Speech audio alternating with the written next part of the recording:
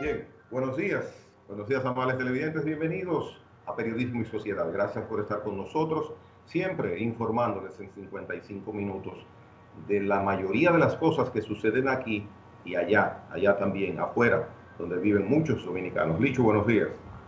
Muy buenos días, Gregory, buenos días a todo el país. Hoy nos acercamos un día más al día esperado por los dominicanos, gracias a Dios, para el cambio que ameritaba la sociedad y que por el cual votó por Luis Abinader el pasado 5 de julio. ¿Y cuántos días queda? Hay gente que lo contaba antes. Ahora sí estamos. Ahora está ahí, César. Hoy tenemos un invitado para hablar de eso, de todo lo que significa el tránsito de junio a agosto. Ya está en línea nuestro hermano. Casi. Bueno. Entonces, mientras tanto, Luis sigue produciendo decretos. Ayer, pues, ratificó el rumor de que el pundoroso general Carlos Díaz Morfa sea el nuevo, o será el nuevo ministro de Defensa de la República Dominicana, y con él también designó a otro esperado, que era un rumor público, pero que no había tenido la aceptación oficial, que es la designación de José Ignacio Paliza, presidente del PRM, como secretario administrativo o ministro administrativo de la presidencia. ¿Es un ministerio o no es un ministerio? Tengo esa duda. Es un ministerio, lo único que la gente tiene una gran confusión por el alcance de ese ministerio, porque quien lo ocupa generalmente tiene una cercanía con el presidente de la República, y mucha gente cree que lo que expresa el incumbente es la expresión del presidente. El Ministerio Administrativo de la Presidencia solo maneja el personal, ahora, después que se modificó, el personal de la presidencia directo, que tiene que ver con los distintos departamentos de la presidencia y el presupuesto de la presidencia. Ese es el alcance del secretario administrativo, y tiene que ver con todos los trámites que se hacen en la presidencia de la República. Ese ministerio no tiene nada que ver con el desarrollo o la ejecución presupuestaria de ningún otro ministerio, solo el de la presidencia. Pero al estar tan cerca de el presidente, la gente le da un poder extraordinario. Antes, cuando el doctor Balaguer, el secretario administrativo de la presidencia, tenía que firmar hasta los nombramientos del correo, los nombramientos de todos los departamentos pasaban por ahí, porque todos los nombramientos dependían de la dirección de personal de la presidencia. Y entonces el secretario administrativo tenía el control de la administración de todo el aparato estatal, todos, incluyendo de las erogaciones, porque si de él dependía el personal administrativo, pues también las erogaciones. Ya eso no es como en ese tiempo. Ahora el secretario administrativo no puede interrumpir las labores del Ministerio de Educación, por ejemplo, el Ministerio de las Fuerzas Armadas, porque esos ministerios tienen una conexión directa con la Dirección de Hacienda y la Dirección de Presupuesto. Contraloría General de la República, que tiene esas atribuciones de aceptar o no, de tramitar los que son las ejecuciones presupuestarias de septiembre. Pero es el secretario administrativo de la presidencia, El que es un ministro cargazo. administrativo. Ministro Es el administrativo. ministro, sí. Hablo de De acuerdo a lo que, secretario en de el acuerdo a lo antiguo. que dice. De hecho, la designación de Abinader lo indica, ministro administrativo de la presidencia. Pero Sí, siempre he porque tenido esa confusión. Pero con esta tú aclaración que sabes, hace, si tú sabes quién tiene más alcance, el secretario de la presidencia, que le llamaban el ministro de la presidencia. en este Ese momento es es Montalvo para el nuevo gobierno. Montalvo y que ya va a ser así, será Perdón, designado Macarrulla para el nuevo gobierno, para correcto. el nuevo gobierno, porque ese tiene que ver con toda la coordinación de lo que es el plan de gobierno en general. Ese es el ministro que tiene que coordinar con los distintos ministerios de la presidencia. Antes yo creo que se llamaba ministro o secretario técnico de la presidencia, creo que se llamaba así. Que ese cargo yo recuerdo, volviendo a mencionar las sesiones de gobierno del doctor Joaquín Balaguer, recuerdo al doctor José A. Quesada, durante muchísimos años fue el secretario técnico de la presidencia. Sí, después, bueno, la presidencia, la Secretaría de la Presidencia fue creada por el doctor Balaguer y el primero que desarrolló esa función fue el general Neyni Barcejas. Y Secretario técnico, Neyni no, Bar. el secretario de la presidencia, cuando Balaguer creó el cargo.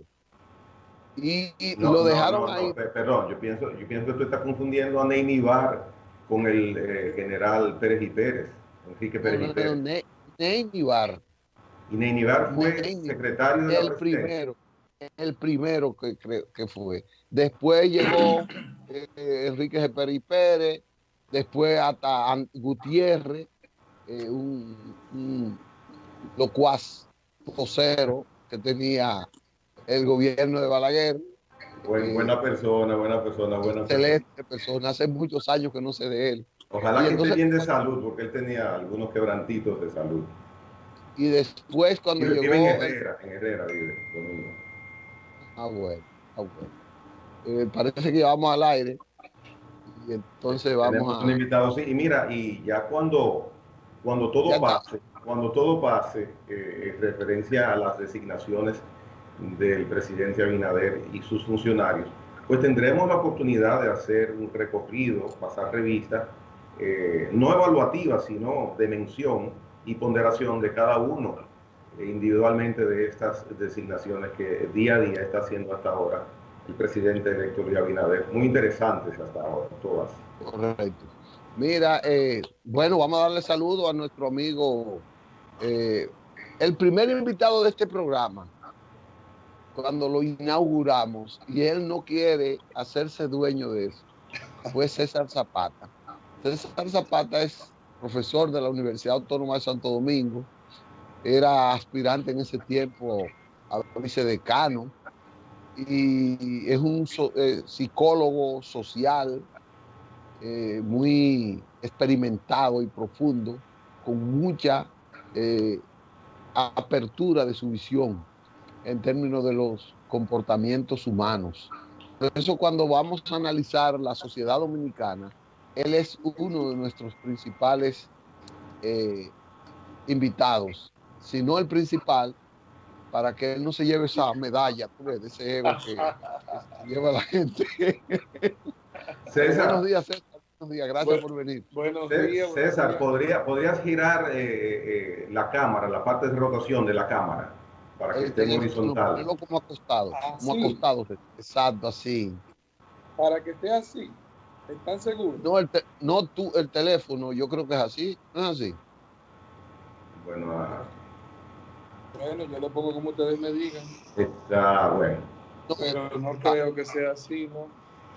bueno. Tiene una parte donde dice girar imagen, pero bueno, adelante César, bienvenido a Periodismo y Pero Sociedad. ¿prefieren así o así? Ponte así, es mejor así. Lo mejor es que esté No, acostado. ¿Eh? no, pero ahí está la imagen. Déjalo como estaba originalmente, César, y vamos arriba, vamos arriba.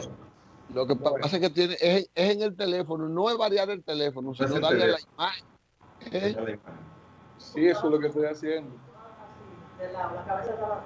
César, continuemos como originalmente, César. Bueno, ¿Cómo estamos? Sí, así. de todos Así, bueno. modos, gracias por la bienvenida y definitivamente me siento parte del proyecto del programa. Hemos migrado con éxito al Canal del Sol, donde también me siento parte porque yo estuve allí durante un tiempo con un programa de psicología. Así es que estoy a las órdenes de ustedes para cualquier tipo de comentario que quieran que hagamos. Ok, César, la primera impresión que nos queda es que tú nos hagas un análisis de esta situación, elecciones COVID. ¿Cómo tú viste los resultados? ¿Cómo tú crees que quedó? No solo no los resultados electorales, sino los resultados de haber pasado esto. ¿Cómo tú crees que psicológicamente la gente lo aceptó? Mira, lo primero que se me ocurre cuando me haces esa pregunta es que en una ocasión hablando para la radio me referí al tema de la publicidad de emergencia. La publicidad de emergencia fue la necesidad que tuvieron los partidos políticos de organizar algún tipo de propaganda muy rápido a través de las redes sociales y se concentraron básicamente en discutir las deficiencias que podían tener los adversarios. Eso en psicología del consumidor se conoce como trabajar con el riesgo percibido. El riesgo percibido significa el temor que tenemos los consumidores, natural, lógico, espontáneo, cuando vamos a elegir una marca producto. Vamos al supermercado o vamos a comprar un par de zapatos y pensamos si nos va a combinar con las ropas, si va a ser ligero para el pie, si es congruente entre precio y calidad, etcétera. Esos son elementos de riesgo percibido. Entonces, de alguna manera, queriéndolo o no, la campaña publicitaria se concentró en esta fase de lo que yo he llamado campaña de emergencia, se concentró en señalar los déficits de los adversarios y no los atributos de la marca candidato que yo estaba representando en ese momento. Eso me parece que no generó las expectativas que se tenía, es decir, no logró reducir el caudal de votos a ninguno de los partidos. Por tanto, creo que lo que sucedió allí es que ya había una percepción firme de los votantes. Y lo dije antes de las elecciones, lo dije antes. Es decir, había una decisión de los votantes y no fue afectada por el manejo del riesgo percibido. Por consiguiente, las elecciones ya estaban, digamos, consumadas antes de que se fueran a las urnas. Al no tener la posibilidad de hacer una publicidad y una campaña, digamos, regular, como la que se hace en situaciones no especiales, como la de condición del COVID, pues no hubo la posibilidad de impactar ni positiva ni negativamente en la intención del voto, que creo ya había sido establecida con las manifestaciones públicas que se habían hecho tanto en la Plaza de la Bandera como en otras áreas del país desde el momento mismo del debate sobre el problema de la Constitución de la República. Desde ahí la gente asumió una percepción de que había que propiciar un cambio de gobierno y eso se evidenció en las urnas. La segunda cosa que me hace pensar tu pregunta es la tasa de abstención. La tasa de abstención es la más alta de la historia política dominicana reciente y pienso que se debe no solamente a la pandemia, sino también a que, y eso tiene que poner atención los políticos y sobre todo los próximos gobernantes, a que hay una crisis real en términos de la esperanza que puede generar para los dominicanos la cuestión de la democracia. En términos psicológicos, la desesperanza aprendida es un estado mental que puede ser de la sociedad, un estado mental que se genera producto de que yo tengo varios intentos o muchos intentos por resolver un problema y al final pienso que el problema es insoluble. Tengo muchos intentos por dar un ejemplo de democracia, un ejemplo de participación, un ejemplo de tolerancia, un ejemplo de espera. Por ejemplo, la espera con respecto a la corrupción, la espera con respecto a la atención a determinadas zonas económicas y sociales del país. Y llega un momento entonces en que las personas pueden comenzar a pensar que no hay salida, que no hay solución, o que por lo menos el modelo, que es en este caso el modelo democrático representativo, no es la solución. Entonces yo creo que sí hubo una tasa de abstención provocada por el COVID, pero también hay que observar que cada 4 años va disminuyendo la participación en el proceso electoral de las masas, y eso hay que ponerle mucha atención, creo yo. Pero las personas siguen confiando en el esquema democrático que tenemos de escoger el poder que tenemos de con un voto decidir.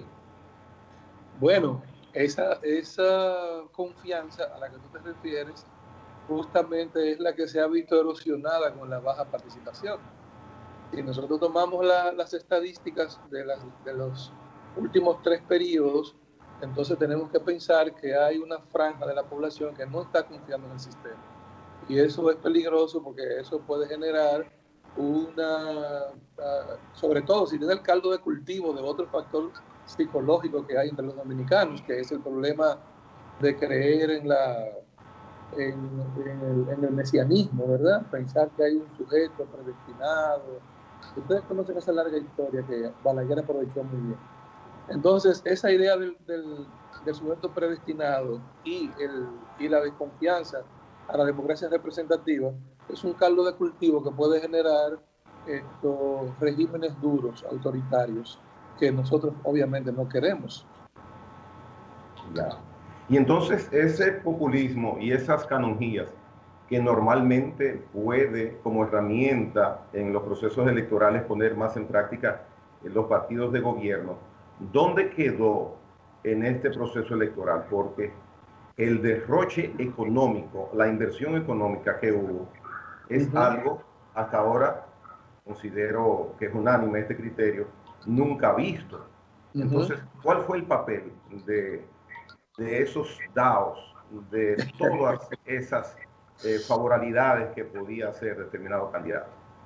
Mira, vuelvo a lo mismo. Yo pienso que las elecciones fueron pautadas para mayo. Entonces produjo un impacto psicológico en la sociedad dominicana. Ya en mayo la gente estaba lista para votar en su mayoría en contra del gobierno, debido a una serie de eventos que habían ocurrido, es decir, el cacerolazo, la parada en la 27 de febrero, la parada en el Congreso contra la posibilidad de modificar la Constitución.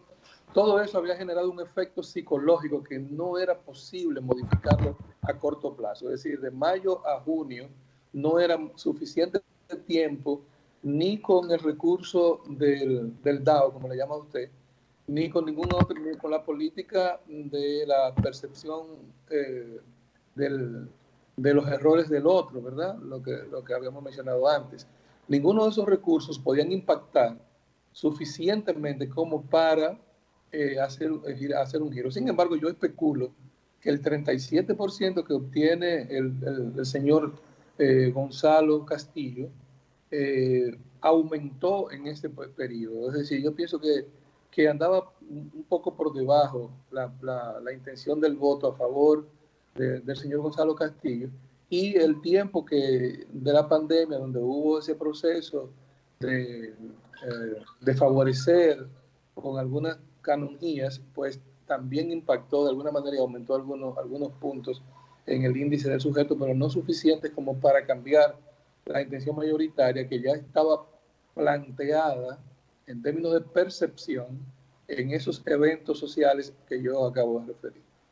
Hay gente que dice que ahora que habla de las estadísticas como resultado de las elecciones, que no alteró porque el evento de marzo se mantuvo casi idéntico a como fue en julio.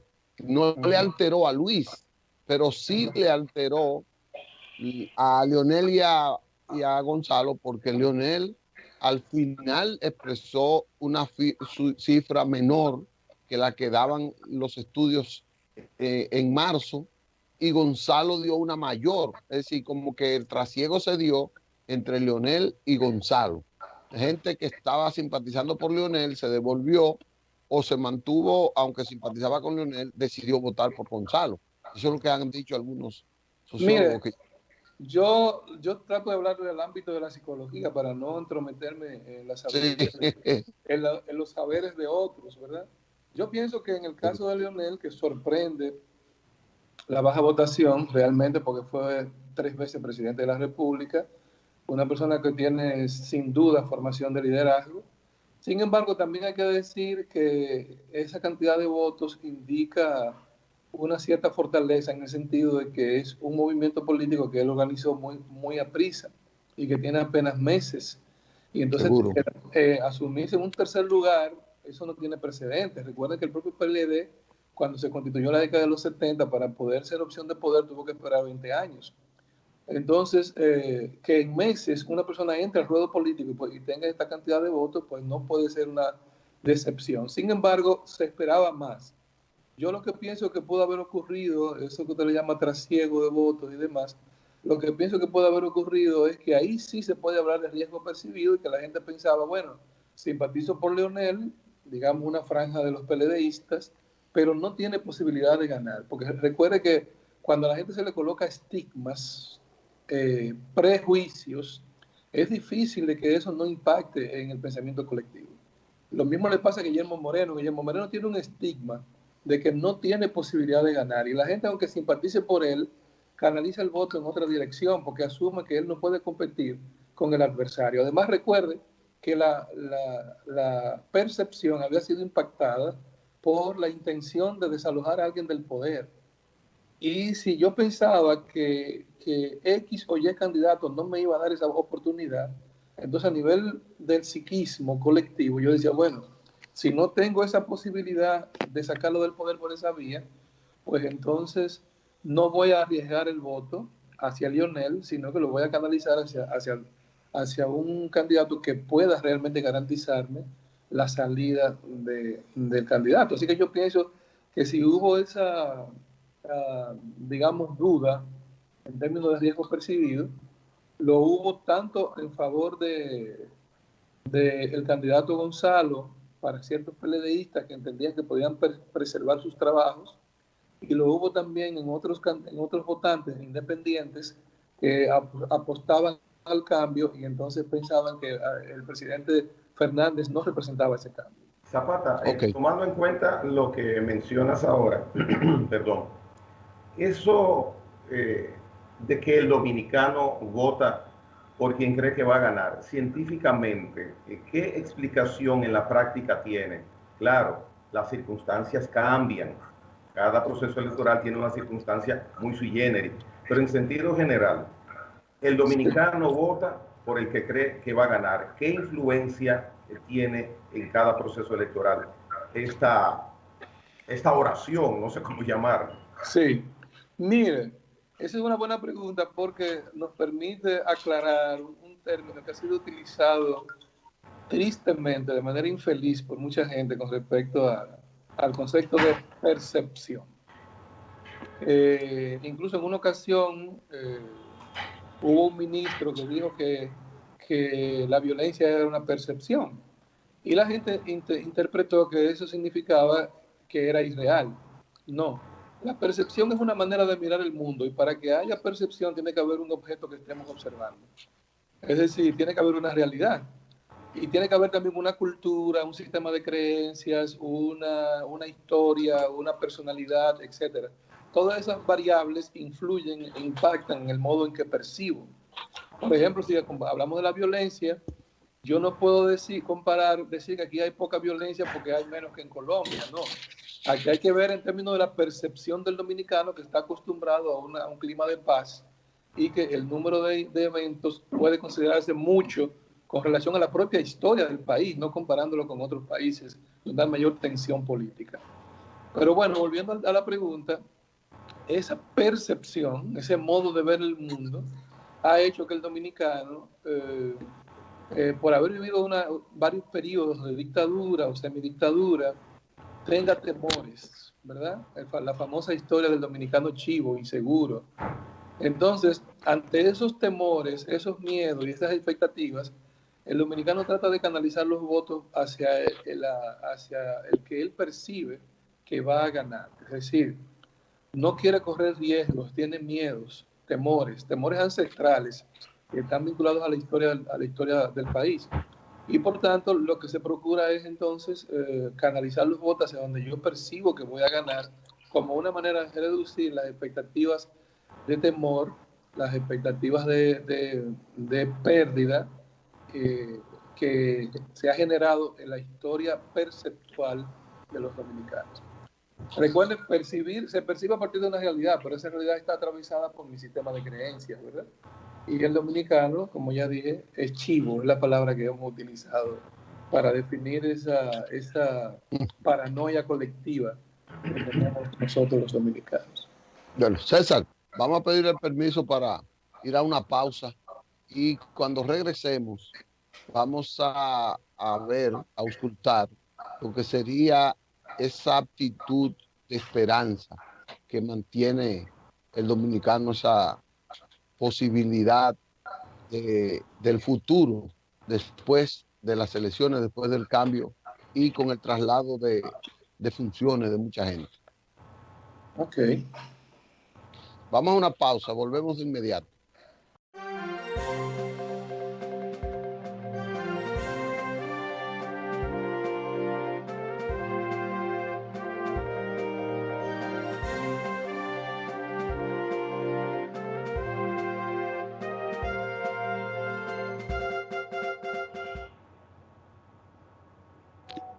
Muy bien, continuamos con este interesante conversatorio con César Zapata. César, pues prosigamos en el punto que nos quedamos antes de la pausa, siguiendo todas estas importantes motivaciones y especificaciones que nos haces y dices sobre qué es el comportamiento psicológico de nosotros cuando estamos en proceso electivo. Sí. Por ejemplo, César, Ajá, ahora cambiamos, ¿no? ¿Verdad? Hubo un cambio electoral, eso produce un cambio en esperanza para un grupo de la sociedad y un cambio como de sección, de frustración para otro grupo. sí. ¿Cómo tú lo ves? ¿Cómo tú lo analizas eso? Mira, salir del poder es una experiencia traumática. Aunque ahora el nuevo manual de diagnóstico norteamericano establece que para que se hable de trauma o estrés postraumático debe haber un riesgo de la vida, una pérdida de la vida, una situación sexual, etc. Yo pienso que en el plano político hay una experiencia traumática. ¿Por qué? Porque las expectativas que se crea la gente cuando está en el poder, lo cual es natural, no estoy hablando del Partido de la Liberación Dominicana, sino cualquiera que esté en el poder. Las expectativas que se crea es la de la negación de la salida. La negación de la salida significa que la persona no hace un plan, un proyecto de que en un momento determinado va a ser desalojado del poder, sino que la derrota, la pérdida de ese puesto le llega de repente. Estoy hablando de la presidencia hasta funcionarios medios y bajos. La gente asume su función política, su función en el Estado, como una cosa normal, natural y cotidiana, y no tiene un plan para establecer que va a salir del poder. Es decir, no tiene un plan de contingencia de si va a ocurrir A o B, sino que la persona sigue todavía, supongamos que las elecciones fuesen como es regularmente en mayo, todavía en abril y principios de mayo la gente está yendo a su trabajo, haciendo sus labores y está asumiendo que va a ganar. Pero además eso es alimentado por los estrategas políticos que insisten en que van a ganar aunque la cifra que está manejando no le den eso.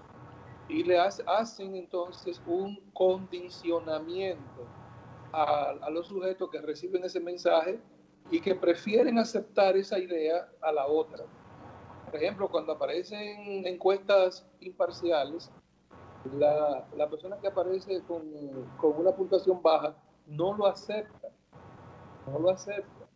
plantea que hay un error, que falta medir a los indecisos, que la tasa que se eligió para el margen de error es incorrecta. Es decir, cualquier subterfugio con tal de mantener la idea de que va a preservar el poder. Eso crea, obviamente, un estado mental que entra en contradicción, en un choque con lo que ocurre al día siguiente, ¿verdad? Al día siguiente de las elecciones, yo me despierto con la probabilidad de que voy a ser desalojado del poder. Eso me va a dar insomnio, ansiedad, somatizaciones. Tenemos una triste recordación de un presidente que tuvo muchos problemas de salud cuando fue confrontado judicialmente.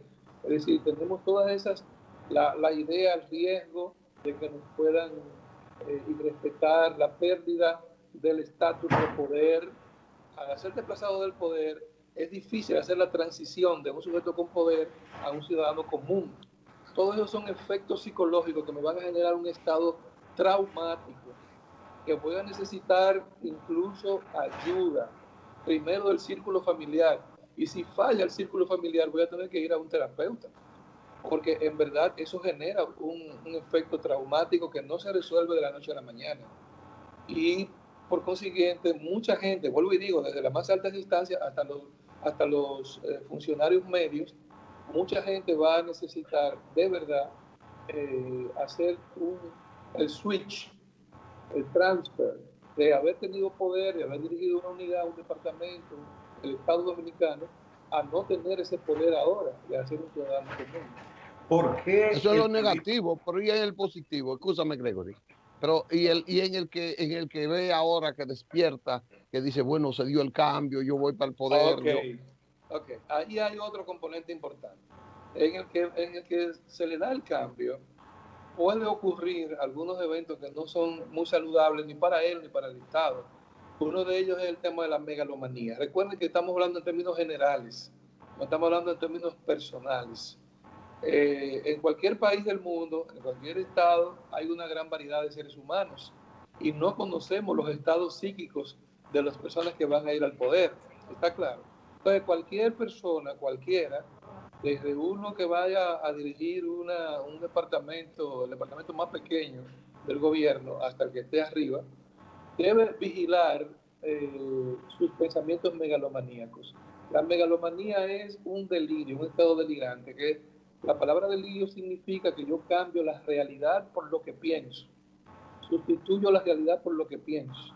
¿Qué pasa? Cuando usted ostenta poder, de repente le surgen una serie de amigos que usted no tenía antes, una gran cantidad de amigos, de adláteres que usted antes no tenía, que comienzan a abrazarle, a hacerle sentir una persona importante, a decirle que usted es un genio y que usted lo va a hacer mejor, y a recibir muchos aplausos, y sujetos, los llamados bocina, que antes hablaban del candidato en el poder, ahora van a hablar de usted, y lo van a llamar, le van a decir, mire, con esta cantidad de dinero usted va a ser un dios. Entonces, la persona tiene que estar alerta a eso para que eso no le afecte su psicología, para mantener estabilidad emocional. Yo debo decir dos cosas. Yo escribí un artículo sobre Leonel Fernández cuando Leonel Fernández estaba siendo atacado con el tema del quirinazo, que se llamó Leonel Fernández un ejemplo de inteligencia emocional. Y ahora quisiera escribir un artículo, pero lo quiero hacer más adelante para que no se parezca que lo estoy haciendo oportunistamente, sobre el candidato ganador, próximo presidente de la República, presidente electo. ¿Y cuál sería el título de ese artículo? El presidente electo ha mostrado estabilidad emocional a lo largo del proceso. No ha habido alteraciones, no ha habido discursos grandilocuentes, no ha habido... De hecho, algunos quisieron usar eso en su contra, sin embargo, eso va a su favor, porque quiere decir que hay suficiente estabilidad mental para recibir un país en crisis, suficiente estabilidad mental para recibir las grandes presiones que va a recibir durante su gestión en 4 años, que es una etapa bastante difícil por todo lo que ustedes conocen, por la economía mundial y la local. Entonces, esa estabilidad que en una ocasión se le quiso indilgar como una limitación, ahora que es ya el virtual presidente de la República, es una cualidad, un atributo, ¿ok? Que le va a permitir mantener equilibrio. Eso se llama locus de control interno.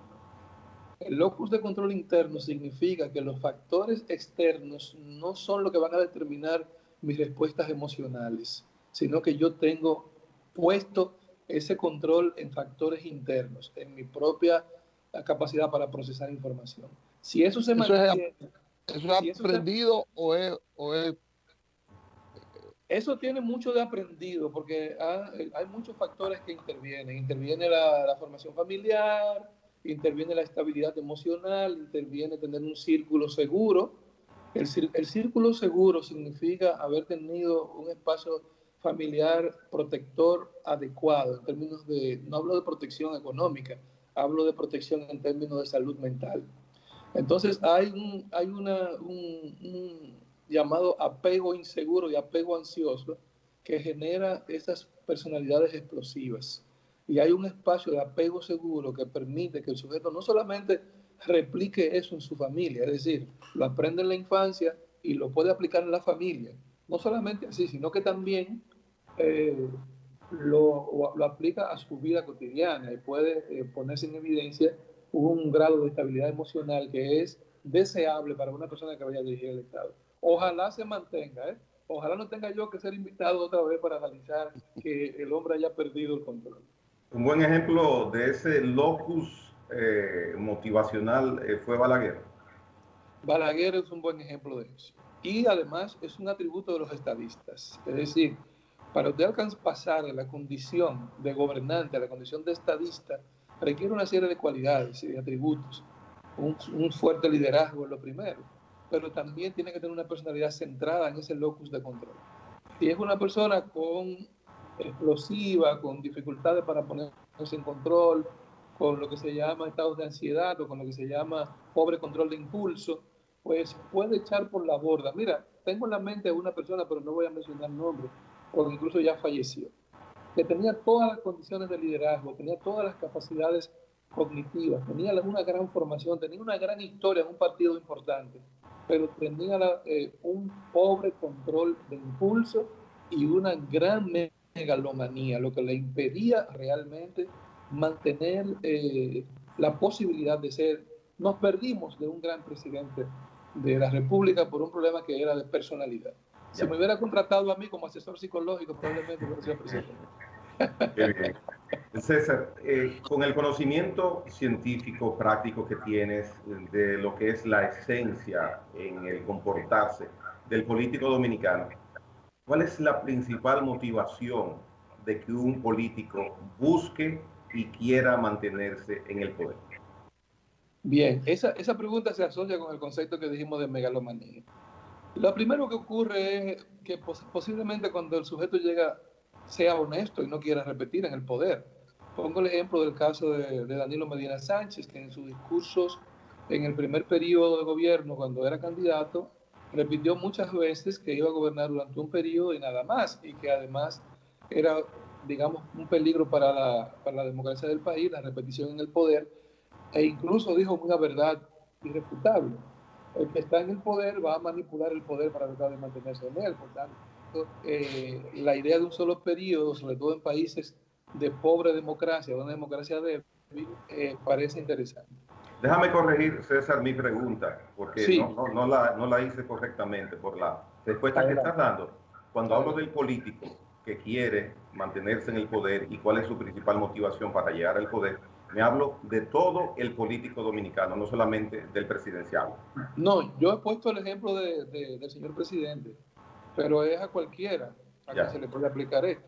Lo primero que ocurre es que el entorno, lo que en la época de Balaguer se puso de moda como con la palabra anillo, ¿verdad? Los grupos de influencia. Esos grupos de influencia, por lo que dijimos antes, el temor a perder el espacio de poder o el temor a no alcanzarlo, comienza a ocultar la personalidad del candidato, a hacerle creer que realmente él tiene una condición suprahumana y el individuo se ve afectado por esto. Por tanto, al asumir, bueno, les voy a poner un ejemplo muy típico de nosotros los dominicanos también. Yo creo que el único país, por ejemplo, en Estados Unidos, cuando alguien ha sido presidente, se le dice former president, pasado presidente. Pero aquí se le sigue siendo presidente en presente. a las personas que fueron expresidentes. Y eso sigue abultando su sentimiento de ser una personalidad especial, única. Y como es una personalidad, el presidente Hipólito Mejía, el presidente el presidente Leonel Fernández. Y me imagino que ahora también el presidente... y el presidente Balaguer, se le dice el presidente Balaguer aún muerto. El presidente saliente ahora va a ser presidente, no será former president, no será expresidente. Entonces toda esa atmósfera alrededor del sujeto le hace lo que se conoce como distorsión, le genera lo que se llama distorsión perceptiva. Y comienza eso a verse, afecta. Sí. Sí. Y comienza a verse a sí mismo como imprescindible, ¿verdad? Seguro. Eso afecta el funcionamiento eficaz de la administración pública, del Estado, de lo que él tiene que manejar. Como claro que distorsiona sí, el sentido de dónde deben ir los servicios. Claro que sí, por eso estamos aprovechando este espacio para alertar al gabinete próximo y al presidente próximo de mantenerse centrado en su personalidad, de mantener los vínculos primarios familiares para sentirse con los pies en la tierra, un ser humano que va a durar un periodo de 4 años en el poder y no verse tentado por el pensamiento delirante megalómano de creerse un ser predestinado, superdotado, etc. ¿No? Usted es una persona que recibe un mandato. Usted no es un mandador, usted es un mandatario. El mandatario que recibe el mandato del pueblo que está en la Constitución de la República. Por consiguiente, mantenerse equilibrado emocionalmente va a depender de que usted centre su personalidad en esas ideas de que usted es un ciudadano que ahora va a ocupar. Por eso me gusta esa frase de ciudadano presidente.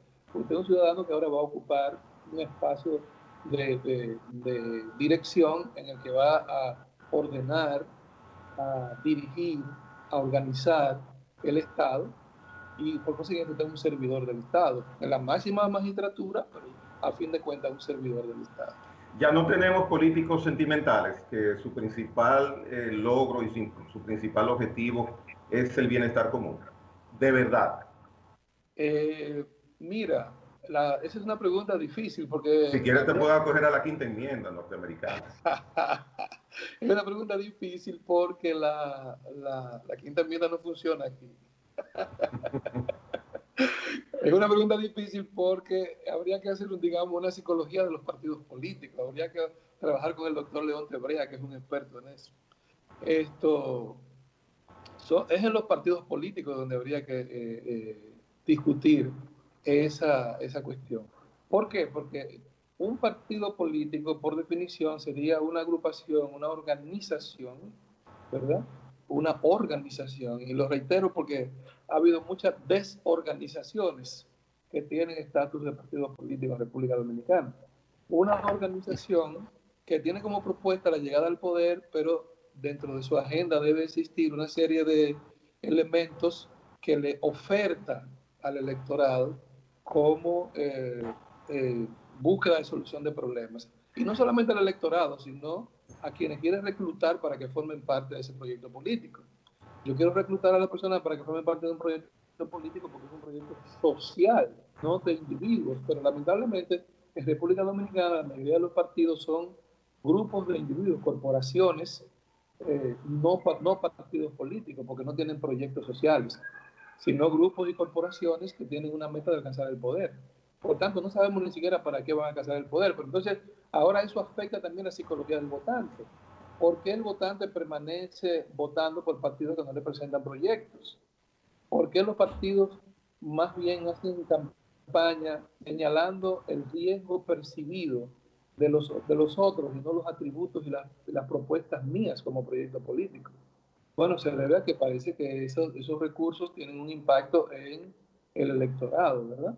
Entonces, ahora no tuvo tanto impacto porque, como dijimos, estábamos en una situación de campaña de emergencia, pero durante todos los últimos periodos de política dominicana se ha recurrido a atacar al contrincante y no a presentar un proyecto político real. Y aprovecho tu pregunta para aclararle también a los televidentes que la palabra política no tiene nada que ver con lo que opera en la percepción colectiva del dominicano. El político es un sujeto que quiere aprovecharse, que quiere alcanzar un espacio, que quiere hacerse rico, que se va a corromper, etcétera. No es eso. La política es poliética, el conjunto de normas con el que se va a regir las polis, las ciudades, las poblaciones, los grupos sociales. Entonces hay política educativa, hay política vial, hay política de salud, hay política económica. Las llamadas políticas públicas. Esas políticas públicas son las que deberían estar en los planes de gobierno de los candidatos y son las que deberían discutir las comunidades, la junta de vecinos, la junta de campesinos, etcétera, para que la intención del voto vaya dirigida en esa dirección. No como es ahora, que es por un problema de figura, un problema en este caso, incluso nosotros salimos a votar por el cambio. Yo creo que la mejor campaña, el mejor eslogan fue la palabra cambio, aunque se le quiso criticar porque se había usado en otras elecciones. Pero era buena porque era una cosa que estaba en la mente de la gente. Es decir, un partido que duró demasiado tiempo en el poder, ahora la gente quería desalojarlo. Correcto. César, si tú fueras extranjero, fueras de Costa Rica, Uruguay, cualquier país, llegas a República Dominicana a hacer un estudio de la ideología partidaria que hay en la República Dominicana, sobre todo en los partidos grandes. Cuando termines ese estudio, ¿qué criterio puedes tener que has sacado de esa evaluación que hiciste ideológicamente de nuestros partidos? ¿Qué características? Lo primero es que si yo fuera de un país suramericano, digamos Argentina o Chile, estaría cobrando en dólares las conferencias sobre estos temas y tendría quizás algunos libros publicados y un nombre ya marcado, pero nací en una isla y nacer en una isla implica aislamiento en muchos sentidos. Mira, lo primero que yo veo en los partidos políticos ha sido precisamente una crisis de las ideologías. Tú puedes observar que en la década de los 70 los partidos, incluso el propio Partido Reformista, pasó a adscribirse a un movimiento internacional que implicaba una visión, una ética del mundo. Lo hizo el PRD también con la tercera vía, el socialismo democrático. Entonces teníamos, el propio PLD tenía una visión marxista. Y entonces teníamos escuelas. El PLD tenía una escuela, el PRD tenía una escuela de formación política, en la que se discutían esos principios que se podían considerar, digamos, universales. Es decir, que se podía, digamos, en un momento determinado vincularlo a España, por ejemplo, donde José Francisco Peña Gómez tenía tan buenas relaciones, a Francia, donde el socialismo democrático llegó al poder. Y entonces uno tenía modelos, y el que tenía aspiraciones a ser político tenía la posibilidad de adscribirse o no a determinados modelos de ideas y de proyectos que tenían incluso principios que eran paradigmáticos. Un paradigma implica una teoría científica aceptada por una comunidad científica. Entonces los científicos de la política tenían esos paradigmas posibles. Tú puedes ser socialista democrático o socialista secas, partiendo de la visión del marxismo, o podías estar adscrito al social cristiano, que era un proyecto político también. Ahora no existe nada de eso. Por eso te digo que los partidos han pasado a ser corporaciones, agrupaciones de personas con intereses comunes, pero no hay un proyecto político per se. Yo pienso, por ejemplo, que el Partido Revolucionario Moderno, que tiene una cosa que ustedes no han dicho, ustedes los periodistas, es el partido más joven que ha accedido al poder en República Dominicana. Es decir, en más corto plazo. De eso vamos a hablar después, porque es una historia que hay que hacer. Justamente hoy cumple aniversario de haber solicitado el cambio de nombre. Exactamente. Entonces, yo creo que es el momento, ahora que tiene poder en las manos, que el PRM se plantee una escuela de cuadros y que se plantee una vinculación con un proyecto de ideas. Es un momento importante, porque entonces le permite, digamos, cohesionar su poder, cohesionar su fuerza. Leonel Fernández dice que él es de centro izquierda. Pero bueno, hay que ver, tu proyecto político va a seguir esos lineamientos, tus cuadros políticos van a seguir esos lineamientos, las unidades que tú disperses en el país van a seguir esos lineamientos. Va a haber una manera de orientar a los miembros en torno a qué significa un partido de centro izquierda. Eso habría que verlo. César, se nos pasó el tiempo y Tan se rápido. nos quedó el 99%. Seguro. Eso quiere decir que tiene que volver. Y más pronto de lo que pudiste venir ahora. O sea, que en un trayecto de tiempo. Me gusta la dinámica del programa, la inteligencia de ustedes. Son preguntas muy inteligentes, muy buenas. Debo decir que he ido a programas donde me hacen preguntas que yo tengo luego que reelaborarlas para poderlas convertir en interesantes. Pero aquí ha sido muy buena la participación. Gracias, nos faltó conversar con César si César no ha tenido ofertas para se agregue a una lista de un partido. Pero ya antes del 17 de agosto, César. Volveremos a hablar antes del 17 de agosto. He tenido más de una oferta. Ok, señores, gracias. Recordarles que el 6 de julio es el aniversario de la fundación de la Sociedad Secreta La Trinitaria, de ese grupo de jóvenes que encabezó Juan Pablo Duarte y que nos dio al traste con la dictadura y el advenimiento de la primera república, tengo entendido, en 1844, la independencia nacional. Nos veremos mañana en otro programa, no tan interesante como el de hoy, no se lo voy a decir, pero va a ser interesante. Así que hasta mañana, si Dios quiere. Muchísimas gracias. Bye bye, César. Hasta pronto.